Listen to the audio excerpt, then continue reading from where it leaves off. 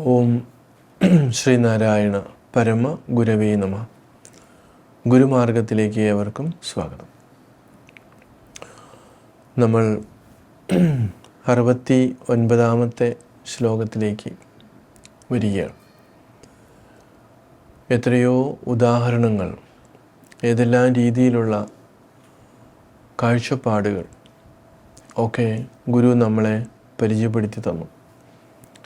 അപ്പോൾ ഇവിടെയൊക്കെ അടിസ്ഥാനപരമായിട്ട് മനുഷ്യൻ്റെ അല്ലെങ്കിൽ ഈ ജീവൻ്റെ വാസനകൾ അതിശക്തമായിട്ട് ജന്മജന്മാന്തരങ്ങളായിട്ട് അവനെ പിന്തുടരുന്നതുകൊണ്ട് അവൻ്റെ ഈ ആസുരി ബുദ്ധിയെ, ആ ചിന്തയെ മാറ്റിക്കളയുവാനോ അതേപോലെ തന്നെ അവന് ഏറ്റവും സാത്വികമായൊരു തലത്തിലേക്ക് വരുവാനോ സാധിക്കാത്തത് കൊണ്ട് തന്നെ ഈ ജീവിതം എപ്പോഴും ദുഃഖമയമായിട്ട് ആണിരിക്കുന്നത്. അപ്പോൾ ഈ ജീവനെ, ഈ വ്യക്തിയെ ചുറ്റിപ്പറ്റി നിൽക്കുന്ന, വിടാതെ പിന്തുടരുന്ന ഈ ദുഃഖത്തിന് ഒരു അറുതി ആവശ്യമാണ് എന്നുള്ള ചിന്തയാണ് അവനെ ഇങ്ങനെയുള്ള സൂക്ഷ്മമായിട്ടുള്ള അന്വേഷണത്തിലേക്ക് തിരിച്ചുവിടുന്നത്. അപ്പോൾ അങ്ങനെ എത്രയോ ആയിരക്കണക്കിന് വർഷങ്ങളായിട്ട്, നമ്മൾ പറയുന്ന ഒരു 5000 ഒന്നുമല്ല, എത്രയോ ആയിരക്കണക്കിന് വർഷങ്ങളാണ് ഇവിടെ ഭാരതത്തിൽ ഈ മഹർഷിമാർ ഈ ഒരു വിദ്യയെ, ബ്രഹ്മവിദ്യയെ ഒക്കെ ലോകഹിതത്തിന്, ലോക കല്യാണത്തിന് വേണ്ടി പകർന്നു കൊടുത്തത്. പക്ഷേ അത് എപ്പോഴും ഈ വാസനകൾ, അതിശക്തമായ വാസനകളിൽപ്പെട്ട് ഉഴലുന്ന മനുഷ്യന് ആ രീതിയിൽ അത് ഉപയോഗിക്കുവാൻ സാധിക്കാതെ വരുന്നു. ഇപ്പോഴും അങ്ങനെ തന്നെയാണ്.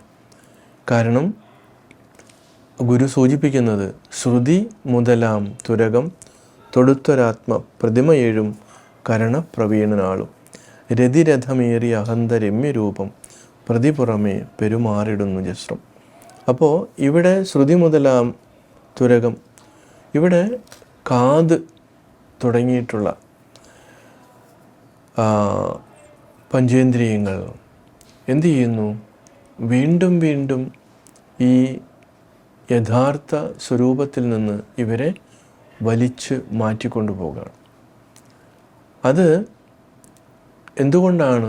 ആത്മപ്രതിമയേഴും, ഇവിടെ അകത്തിരിക്കുന്ന ആ ആനന്ദ സ്വരൂപൻ്റെ ഒരു പ്രതിമ അല്ലെങ്കിൽ അതിൻ്റെ ഒരു പ്രതിരൂപം എന്നുള്ള നിലയ്ക്ക് ഇവിടെ ഈ അഹന്ത, ഞാനെന്ന ഭാവം എന്തു ചെയ്യുന്നു?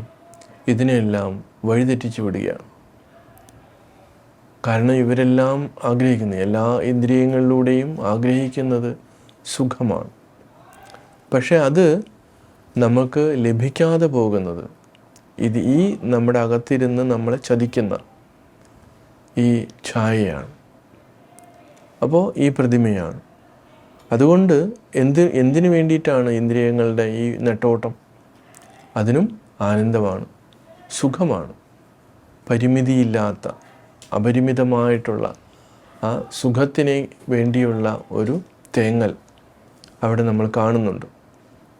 അപ്പോൾ അങ്ങനെ ഇത് ഇന്ദ്രിയങ്ങൾ നമ്മളെ ചതിക്കുന്നത് കൊണ്ട് ഒരു ജന്മമല്ല, എത്രയോ നൂറുകണക്കിന് ആയിരക്കണക്കിന് ജന്മങ്ങൾ നമുക്കിങ്ങനെ പാഴാക്കി കളയേണ്ടി വരുന്നു. പലപ്പോഴും ആ ഒരു ഗൗരവം ഇത് പഠിക്കുന്ന അല്ലെങ്കിൽ ഇത് ശ്രവിക്കുന്ന ആളുകൾക്ക് അല്ലെങ്കിൽ പഠിപ്പിക്കുന്നവർക്കും ഉണ്ടാകാതെ പോകുന്നത് ഈ മായയുടെ വികൃതി തന്നെയാണ്.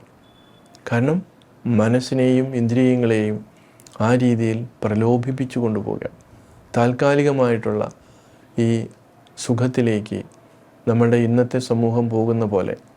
അതായത് ഇപ്പോൾ മയക്കുമരുന്നിന് അടിമകളായി മാറുന്ന ഈ ഒരു തലമുറ, അത് താൽക്കാലികമെന്ന് തിരിച്ചറിയാൻ പറ്റാത്ത രീതിയിലേക്ക് സാവധാനത്തിൽ അവർ അതിന് അടിമപ്പെട്ടു പോയി. ഇപ്പോൾ അതിനുവേണ്ടി അതിൽ നിന്ന് റിക്കവർ ചെയ്യാൻ വേണ്ടിയിട്ട് ഒരു ശ്രമം തുടങ്ങിയിട്ടുണ്ട്. പക്ഷേ ഈ മയക്കുമരുന്ന് ഇവിടെ എത്തിക്കുന്നത് ആരാണ്, അതിനെ സ്റ്റോപ്പ് ചെയ്യുവാൻ ഉള്ള ഒരു ശ്രമം ഇപ്പോഴും നടത്തുന്നില്ല എന്നുള്ളത് നമ്മൾ തിരിച്ചറിയണം. അപ്പോൾ മയക്കുമരുന്ന് ഇവിടെ ധാരാളം സപ്ലൈ ചെയ്യുകയും ഇത് ഉപയോഗിക്കുന്നവർ അത് ഉപയോഗിക്കാതിരിക്കാൻ വേണ്ടിയുള്ള ശ്രമം നടത്തുകയും ചെയ്യുമ്പോൾ അതൊരു മായ എന്ന് നമുക്ക് പറയാം.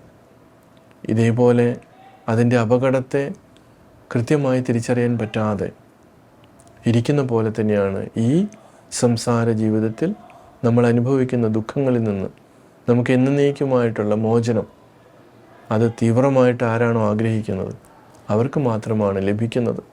അതല്ലാതെ ഇതൊന്ന് മറ്റുള്ളവരെ ഈ പാണ്ഡിത്യം മറ്റുള്ളവരെ കാണിക്കാൻ വേണ്ടിയിട്ടല്ല. ഇതിൽ നിന്ന്, ഈ ദുഃഖത്തിൽ നിന്ന് നമുക്ക് രക്ഷപ്പെടണം. അപ്പോൾ നമ്മുടെ രാജ്യവും അതുപോലെ തന്നെയാണ് ചിന്തിക്കേണ്ടത്. ഈ മായയിൽ നിന്ന്, ഈ മയക്കുമരുന്നിൽ നിന്നൊക്കെ നമുക്ക് രക്ഷപ്പെടാൻ പറ്റണം. അതിന് സാധിക്കട്ടെ. ഏവർക്കും നമസ്കാരം.